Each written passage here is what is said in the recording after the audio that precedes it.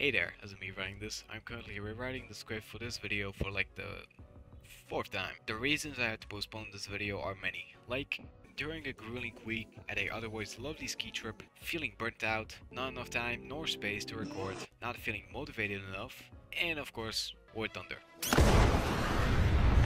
The shell hasn't done any damage! Here's a disclaimer before I go any further, as I am prone to forgetting things. The things I'll be talking about in this video are not meant for audiences under 18. There's some highly non-family friendly topics. Viewer discretion is advised. Now that the kids are gone, or not, I'd like to welcome you to my latest addiction in the form of yet another visual novel, Changeling Tale. This game was brought up to my attention by one of my lovely viewers, which a majority of now seems to be furries at large. I honestly don't know if I should be scared or glad, but for now, I won't question it. The game is set in the fictional country of Scotland. You play as Malcolm, a soldier returning to his home village after the Great War ended. After stepping on the beautiful sands of Glasgow, you buy yourself a horse and set off to your village. Now, the reason for your return is due to your grandmother having to live alone for some time after her only son left for the big city with his wife and her husband's untimely death. I quickly realized that this game would break me from the inside more than anything else I've ever played. After your arrival, you ingest a healthy amount of alcohol at the local tavern. You even get pat on the back and greeted for your service. This is where you meet the first of the three most important characters in the game, the Flapper, which after a quick edge, I found out stands for a young attractive woman that partakes in dancing and singing. You get the option to either leave for the night and settle up on your horse and leave to meet your grandmother, or ingest just a tad bit more alcohol and perhaps dress up the Flapper. As any normal thinking Sky citizen, I decided alcohol poisoning sounds like a lovely way to die. The Flapper sits down for a while, conversates with you, and leaves to do yet another round of singing. After getting home, you meet your grandmother Agnes. She builds up the story for the better part. Without her, you wouldn't really be brave enough to leave house, and also one of the nicest women in the game that you cannot date. The next day is market day, your first opportunity to socialize with people outside of a trench holding a Lee Enfield. Now, sorry to interrupt mid-story, I just want to point out that I believe that the game has some extreme references to Kanye West. Now before you laugh, I came back to sub. The first chapter is always named Homecoming, which is a direct reference to Yes Homecoming, or many other words like gorgeous, bound to, and even runaway. They also mention the word yeah a lot, which is literally Kanye's name, and not to mention that Kanye's song Wolves has lyrics really similar to the game. Or I'm just extremely acoustic. Bro, this is gonna be one of those games where it's gonna scream so loud. Market day thankfully goes as planned. You meet some old familiar faces, like one of your old classmates, Marion, which is yet another important character to the story. You are offered to either help her with her shopping and perhaps even help her take her groceries home. But come on, this is Scotland. I obviously run for the pub at the first sight, not only to drink my pain away, but also try to raise up the Flapper once again, which works. And we quickly find out she's yet another one of your classmates, Jessie, one of Marion's sisters. Now I admit, I only really want to talk about Jessie's storyline. The reason? I made the absolutely horrendous decision of hitting on Marion first, which I regretted later on, due to her changing into a cow. Yes, it's this kind of game. This game is set around fey magic. Magic is believed to be real in this village. Magic in the form of changelings, or otherwise called pukas, which are humans that due to magic turn into different types of animals. They can't go back to human, and it is believed that these creatures are either really helpful towards people in need, or devious little bastards. There's werewolves, vulvers, mermaids, and many, many more. Now did I mention there's also one more, and also last important character, the youngest sister of Marion, Grace. Together, they're the MacLeod sisters. Three sisters that live together, trying their best to keep their little homestead afloat even during financial problems. Each sister is entirely different than the other. They all believe in something else and they have different goals in life. Marion wishes to take care of her sisters and possibly meet someone who will be there to support her in her daily errands and even help. Jessie wishes to leave the village and go follow her dream in the big city, aka Glasgow. The only thing stopping her are her sisters and how they would be able to continue without her financial support. And Grace, just going with the flow, also the biggest rascal in town, having an extremely dark sense of humor and also being pretty dirty with her wording. Now why is this important? In the first chapter, you have to decide which of these women you'll spend the most time with, eventually making them fall in love with you. But that's where the problems arise. You see, the MacLeod family is cursed, or perhaps blessed by fey magic. After showing love to one of the sisters, they will begin transforming into their personal magic animal.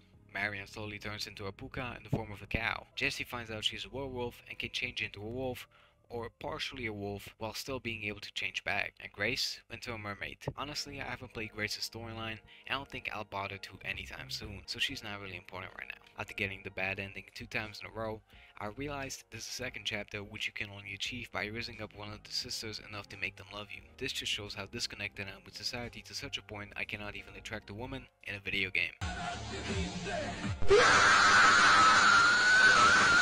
During one night, you also get an odd visit from your old teacher, Alana, that is also believed to be a witch. She heeds you to stay clear from the McLeod girls, saying it is best to not question it and only obey her warning. Jesse's storyline follows you getting drunk every day at the bar whilst also talking with Jessie and leading her home every now and then during the night. You build up enough tension between the two of you that she invites you inside her homestead, into her room, and you can imagine the rest. After waking up during the night, you notice Jessie is not there with you. Only her dress, but absolutely no sign of her anywhere. After checking outside, you meet eye to eye with a wolf, which in those parts is as rare as winning the lottery. After shooing it away, you start your trek home. Much to your grandmother's discontent with you not being home at night, she forgives you. You go to the pub to consult with the barkeep, Bulgar, who is likely the most relatable character in the game, about love advice and such, also hoping she's already there working. Unfortunately, she isn't. But your teacher is, who already caught on about the wolf that just appeared out of nowhere. She scolds you for not listening to her warning and tells you the only way you can get Jessie back is by giving her address to the wolf. Bulgar, being the absolute madlad he is, he believes the wolf is actually real and asks who else than the trusty old Malcolm to hunt it down. So you are basically tasked to shoot your girlfriend. What a game. Later that night, he pulls up to your crib with a Lee Enfield and trusts into your arms with the goal to shoot the wolf. After some shenanigans, you convince Bulgar to let you go closer to it and get a better shot. After seeing Jessie through the wolf's eyes, you're about to pull out the dress for her to turn back to normal. But much to my content, Bulgar is an absolute crack shot and fucking nails the wolf with a 30-06 like if he was training for a CS tournament. Thankfully, Alana shows up, convinces his absolute madlad that he shot you in the shoulder, while she magically hides the wolf with a magical tarp that hides her. Bulgar believes that the wolf ran away, so he gives chase to it. After Alana brings Jessie into her hut, she uses magic to heal Jessie and bring her back. You get kicked out and go home. The next day you go back to the pub to load up on your daily amount of alcohol poisoning. You get questioned about your shoulder, which apparently only got grazed, and after Bulgar goes into the back room for some expensive whiskey for you after surviving a shot from the legendary Bulgar, you see Jessie in the back room. You get in and conversate with Jessie. She tells you she has to leave for the city for everyone's safety. We find out the love you give Jessie is the reason she turns canine. After you convince her to have one last dance and kiss, she turns canine. Truly unexpected, but you make her believe she can turn back to normal with a little concentration, which actually works. This is where chapter 2 comes in play. It mainly consists of Jessie's clashing dream to leave the town to become a star in the city, but also staying due to her love, and also her freedom and her new body she acquired. A lot of the time spent with her is either her asking some serious and melancholic questions, running around naked in a new body, or something else. Grace by now already caught up with the fact her sister is a wolf, but Marion is as oblivious as ever. There's some interesting moments in this chapter, but really nothing other than the occasional rhetorical questions Malcolm asks himself while watching Jessie chase Rabbit across the hill. Chapter 3 brings some more interesting moments, like convincing Jessie to take a bath on a Sunday morning, until Grace interrupts you washing Jessie's fur. But this chapter is pretty dramatic in its own ways. After a little backstory, which I'm too unbothered to read, a famous circus goer named Wondrous Walter goes into town for a show. Jessie, with Bulgar's help, convinces Walter to stay one more night to see Jessie perform, and maybe hire her into the circus, which basically meant she was already planning on leaving town. After a very sad and deep conversation, Malcolm agrees to watch Jessie perform. Now this wouldn't be a romantic visual novel if there wasn't some serious drama. During the performance, a mysterious man in a military uniform steps up to the stage and tries to take Jessie with her, this man being Owen. Owen MacLeod, the father of the MacLeod family. That she is quickly turned into a riot until Jessie has had enough and goes feral. After trying to claw at her father, she misses and instead claws at Malcolm, which would turn out to be quite the problem. After waking up from fainting, you try your best to stand upright and run after Jessie until you realize you yourself are a werewolf due to the inflicted wound on your arm. This is where the sparkle in my eyes died. I signed up for hot, tall wolf girlfriends and not turning into a fairy myself. After you gun it to the force, slowly forgetting who you are and what you're doing, you find Jessie. She brings you to your senses and embraces you. These scenes are pretty boring as you just run around and play like dogs, and you can imagine the rest. We find out Jessie can't change back to normal, neither can you. So after some decision making, you make your trek back to town. After sneaking into the pub to find Jessie's dress, you meet Alana. She hands you some blue vials that can change you back to normal. You then get interrupted by the CS League champion Bulgar with his gun ready to shoot. After convincing him you're still yourself, you get a pint with him before you go. You also have some small talk with Wondrous Walter, who appeared from nowhere. He hands you 2 business cards for a circus for you and Jessie. After sneaking back to her hideout, you find out Jessie is long gone. You follow her scent into the fog. After finding her, and before you can tell her everything, you once again get interrupted by some hunters with torches and farming tools. You and Jessie run, but your leg gets caught up in a snare. While you try to untangle yourself, Jessie manages to scare the farmers away. All but for one. A man with a beret walks from the fog with a rifle in his hand, ready to shoot. Who else could it be than Jessie's father? You try to convince him that you're still normal, but he doesn't believe you. You get to decide between doing something reckless or using the vial on yourself to turn back to normal.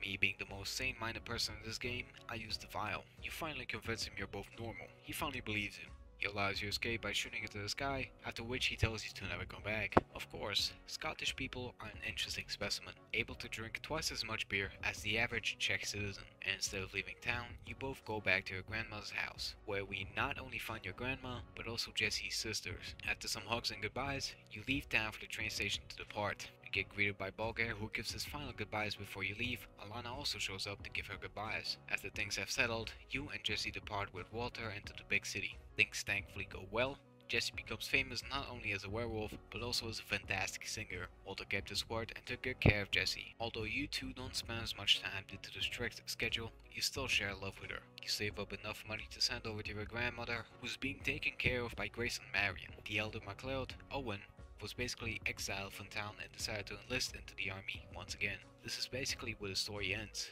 There's much left unanswered, and honestly, the game took a big deal of emotions from me. Not enough to make me fall deeply into love with this game, but enough to make me understand each of the characters' daily struggles. You probably already caught on thanks to my serious tone that I take this game into my heart. It had its ups and downs, and it made me literally laugh at pixels on screen. Not just once. In conclusion, I give this game a daring 10 pints out of 10. The game, that I doubted the first time I played it, was genuinely lovely, and I honestly wait the day a sequel is announced, one that will fill the gaping hole in my heart. Now, before you leave, I wanted to talk about many more things that I didn't have the time to mention in the video. I hopefully will not take as much time to upload. The videos may feel rushed, but that's the perils of living a lazy life. And to all my loyal followers, mainly consisting of children or furries, thanks for watching, and please, don't stalk me again.